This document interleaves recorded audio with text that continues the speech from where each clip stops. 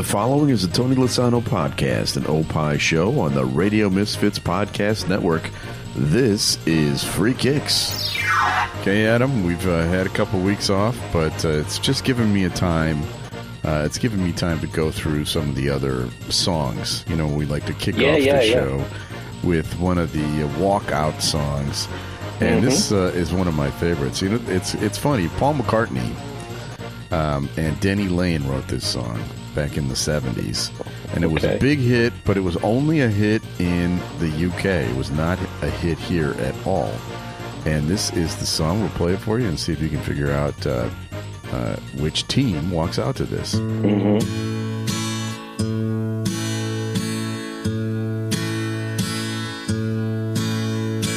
Mull of Kintyre, on me strolling in from the sea.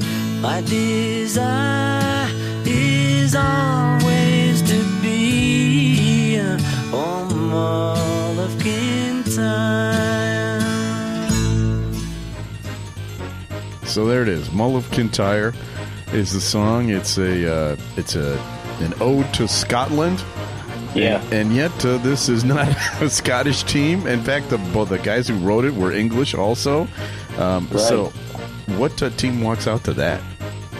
Well, that was Wings, right? Is that the name of that? Wings. So that was his band. Yeah, that was his band. I remember the song vividly growing up. I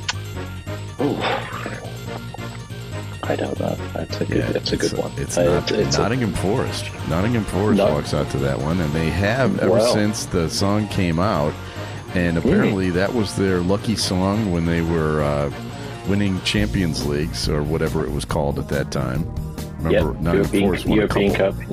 Yeah, that's right. 1980s, early 80s. Yeah, that's right. So that is it for Nottingham Forest. But we have so much more to talk about because it is time for Free Kicks. And now, Free Kicks. Free Kicks with Illinois Youth Soccer Association's Director of Coaching, Adam Howarth, and Rick Kemper.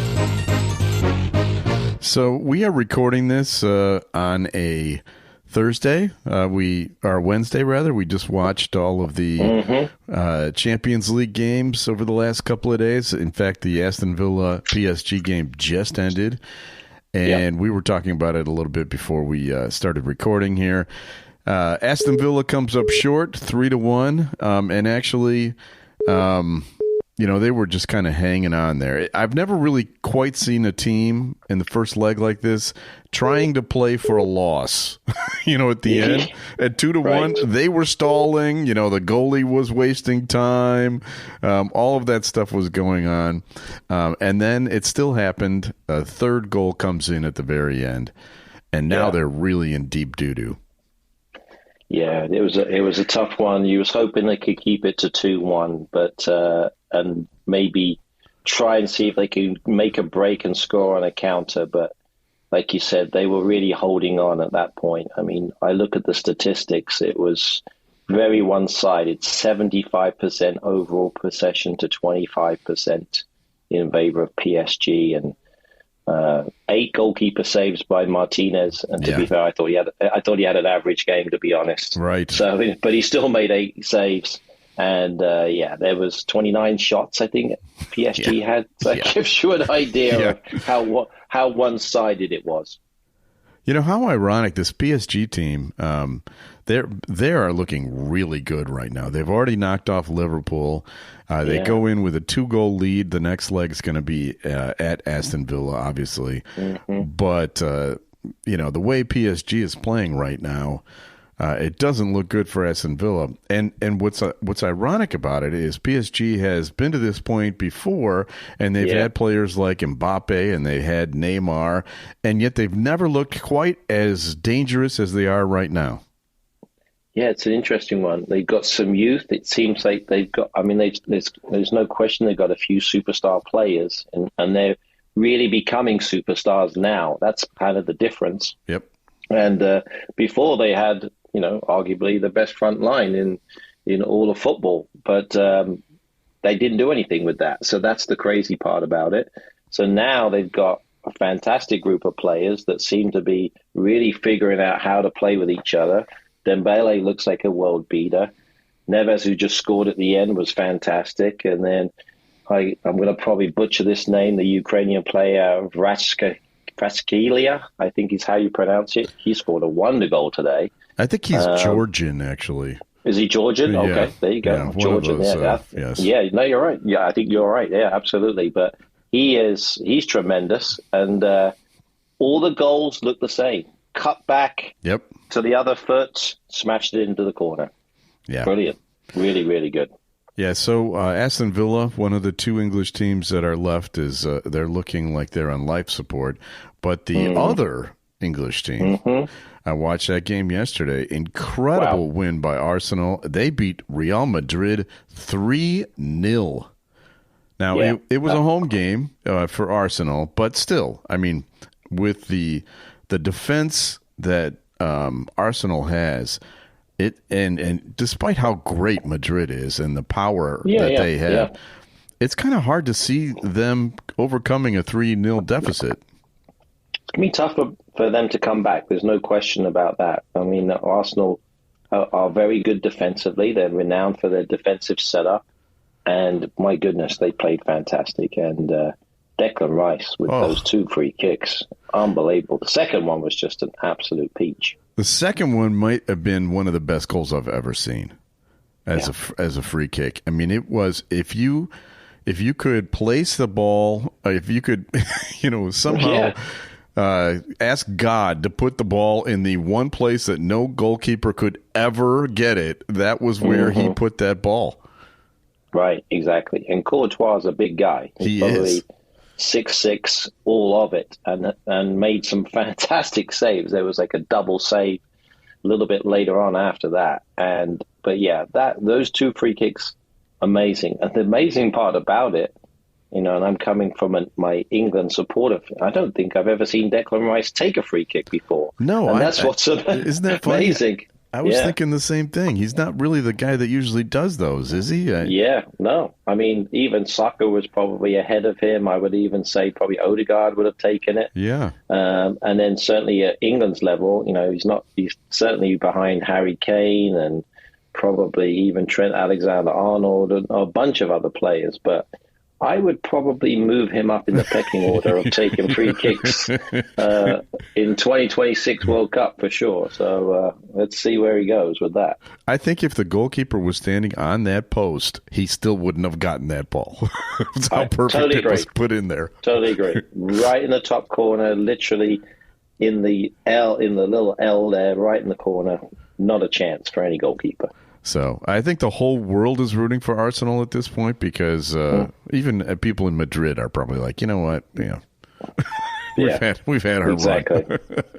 But then when you look at it, now if you think of who wins between PSG and Aston Villa, you're probably leaning towards PSG. Then that's going to be an Arsenal PSG semi-final. Yeah. I mean, it's just amazing. It's just. And then you got Barcelona on the other side with whoever, potentially. But let's talk about Barcelona, too. That game just ended. It was they smoked Dortmund. It was 4-0. Yeah. It was not even close. And that was, let's face it, the least interesting of these 4 matchups anyway. Everyone kind of knew that Barcelona was going to win. Right. So, let's put Barcelona in the semis. I think that's fair to say. The one that is still kind of, it could go either way, is Bayern against Inter Milan. Now, Bayern lost at home. They lost 2-1. Yeah. And that was an exciting game. Thomas Müller tied it up in the 85th minute, and then Inter comes right back in the 88th to win the game 2-1. Yeah, that was a shocker. And you think whenever German teams score, they're going to lock up shop and at least not concede again. But that was contrary to what took place there. So what a recovery from Inter Milan to be able to then come back and score that second goal. And now they go back to the home pitch to see if they can defend that goal. But you're absolutely right. It is definitely in the balance. I would still put some money on Bayern Munich to get through somehow. Yeah. To win that game. So, but really, really exciting. Like you said, this is probably going to be the best of the 4 games left. It could be interesting. I mean, you could have a French team, a Spanish team, an English team, and either a German or an Italian team in the Final Four. That's a nice little varied group. Yeah, exactly. It's exactly how it should be. The best teams in Europe are here.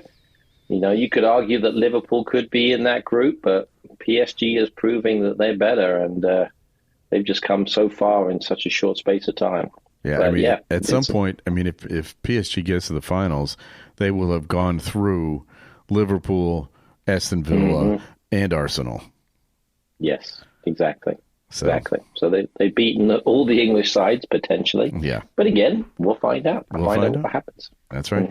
All right, let's talk about the Premier League, because that's still going on, obviously. Still 7 more games to go. And, you know, we talked about Liverpool. I'm, you know, a supporter of Liverpool. Yeah, of course. And they're up by 11 points with 7 to go. But is it just me, or did they suddenly look very beatable?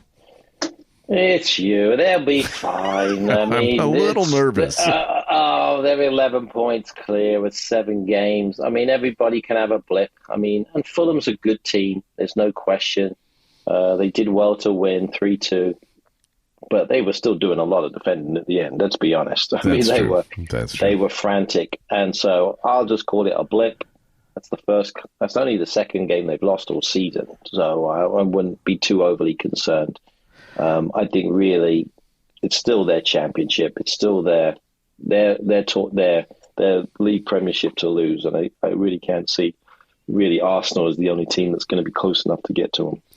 And news today, the rumors anyway, I don't know if this has been officially confirmed, that Mo Salah is about to be re-signed by Liverpool. I did hear some rumblings that there is a good chance. It'd be interesting to see how long the contract is.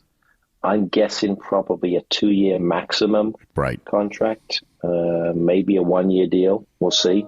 But for a lot of money, I'm guessing.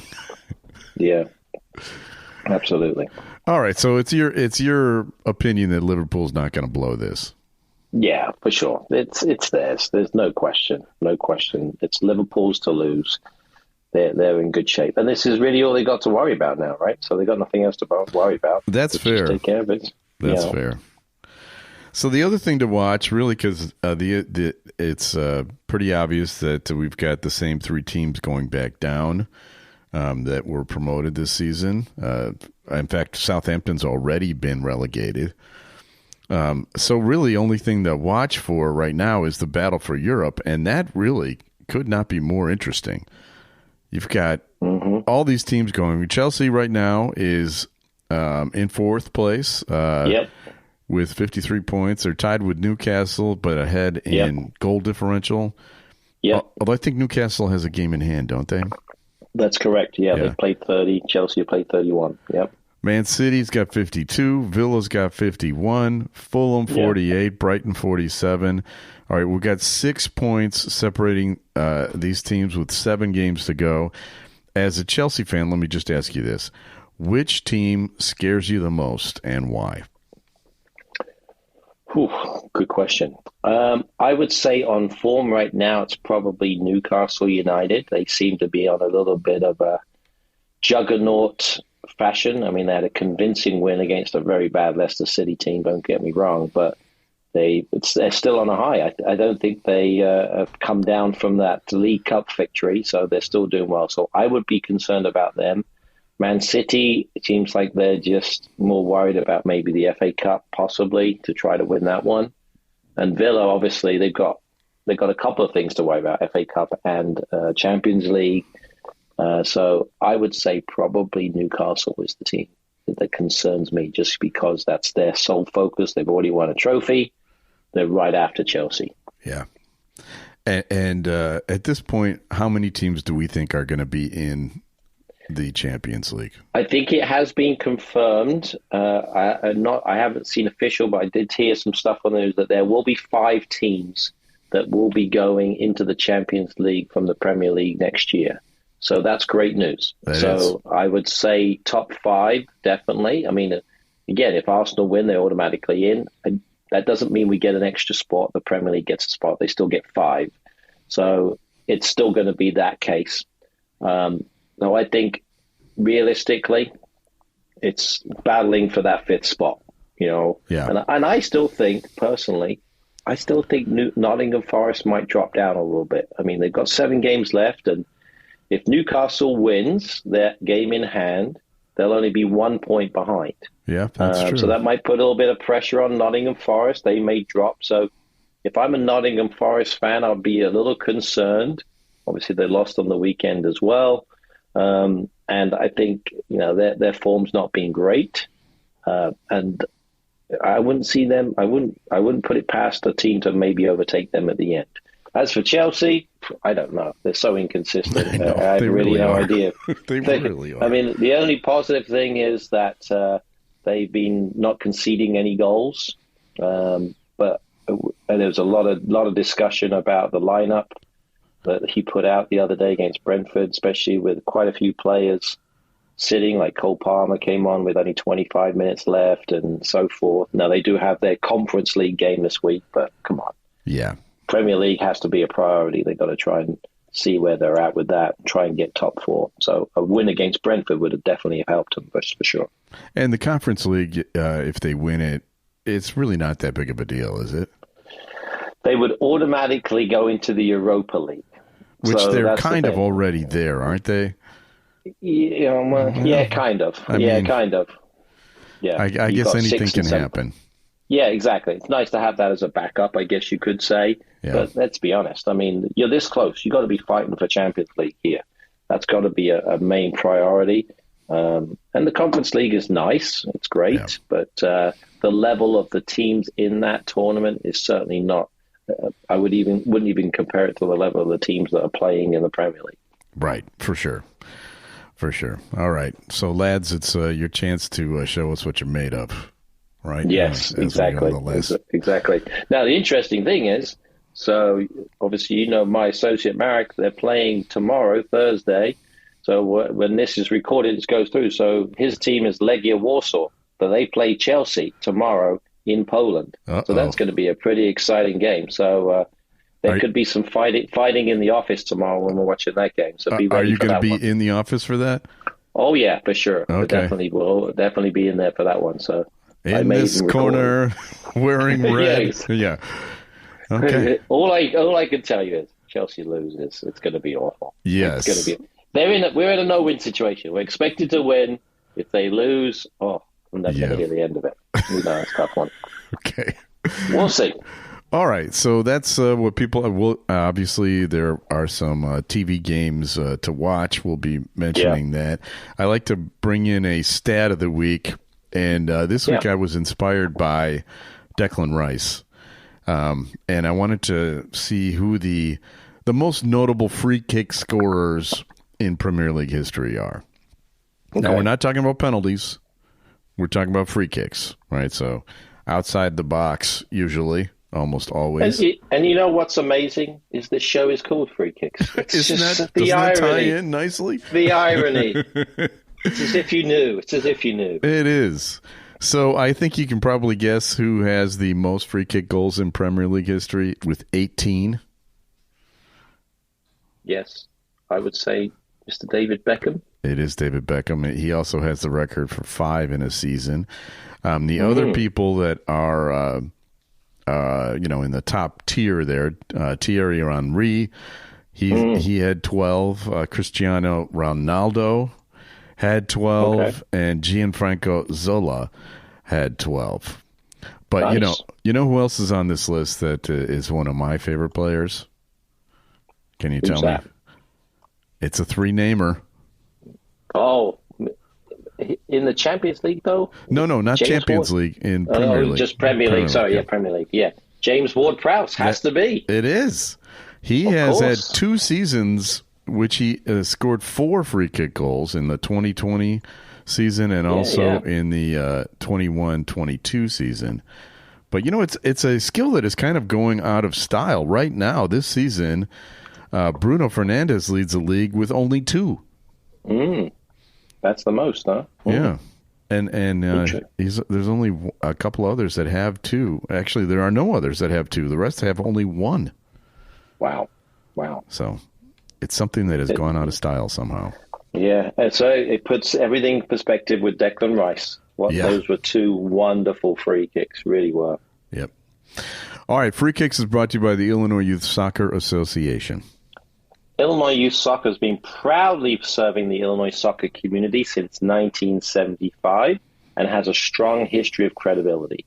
Illinois Youth Soccer is a non-profit corporation, official state association and charter member of the U.S. Soccer Federation, administers U.S. Soccer Federation coaching programs, the Olympic Development Program, and U.S. Soccer Federation referee programs. For more information, go to illinoisyouthsoccer.org. Okay, now you've been gone for a couple of weeks, so that means there must be something here. And now the latest Chicago area soccer news. Soccer news with Coach Adam. Coach Adam. So what in the world has been going on? I decided to do nothing. I didn't get out of bed for 2 weeks. It was great. No, I wish. I believe you were traveling, weren't you? Yeah, we did a little bit of traveling, which was good. So last week was just a busy week with education, spending some time in Rockford with some C-license student coaches. Always a lot of fun. Enjoyed that.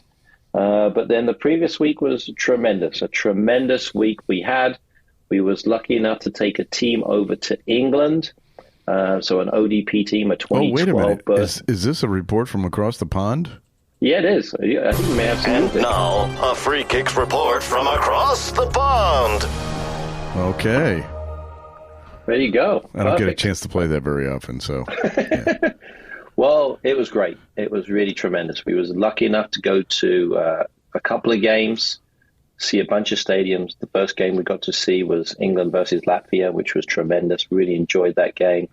England won. And guess what? What a fantastic free kick was scored by Reece James. Oh, well, there you go. I actually videoed that one, so that was quite cool. So I was like, he's going to score. And I videoed it, so it was pretty good. I was pretty happy with it myself. You probably don't know this, but some of our old green-white pals were at that same game. The Murrays were at that game. Really? Wow. Okay, I didn't see them. There was about 78,000 other people, but they were probably in the good seats. Yeah, that's all probably. Right, probably. Yeah, but so we had it was a great game. Luckily, that day was an awesome day. We actually went to Tottenham Stadium. Got a tour of the stadium. My goodness, that place is amazing. And I didn't know if you knew this, but they actually have separate NFL locker rooms. Oh, really? Yeah, they're barely used. So they do use them for concerts and different things, but we just went in the visiting locker room for the NFL, and it's just amazing. They're actually coaches. They have a separate room for coaches. Obviously, NFL, lots of coaches. Thing was as big as probably most locker rooms. Wow. So it was unbelievable. And then here's the kind of cool thing with Tottenham Stadium. Didn't realize this, is they actually have an F1 track underneath, like a little go-karting track underneath the stadium. Yeah, underneath the stadium. How cool. Yeah, so you can go do that. And then what's even cooler about it, and I'm not sure how they move this out, but so when the NFL comes in and plays their games, they actually move, the field goes underground, and then they move it into that space where the F1 track is, move everything out from the F1 track to the side, and then the field goes in underneath, the grass field that is, and there's lights above on the top of the ceiling that keeps the grass in good shape. Amazing. That's pretty cool. Amazing. Pretty amazing. Pretty cool. Yeah, so that was good. So, yeah, we got to play 3 games. We played West Ham's foundation team, played MK Dons, and then finished up with a team up in Wigan, Cherrybrook. So you could say the first one was a series of games because we were playing 9v9. We won a couple of games, lost one, lost to MK Dons, but then we played Cherrybrook, ended in a tie, but they wanted to do a penalty kick shootout where we prevailed and won on penalty kicks. So that was good. So it was like a really good atmosphere for the team. They had a lot of fun. And then we finished up, which was probably the coolest thing. Now, we went to other stadiums. We saw Man City. We saw Wolverhampton Wanderers, did a training session there with one of their coaches. But the best part, I would probably even say, was right at the end. We went to Stoke City versus Queen's Park Rangers in the championship. And the nice thing is we was able to watch the game, great seats. The kids were able to be actually bearers, like flag bearers for the field. So they got to go on fairly close to the field anyway. So that was good.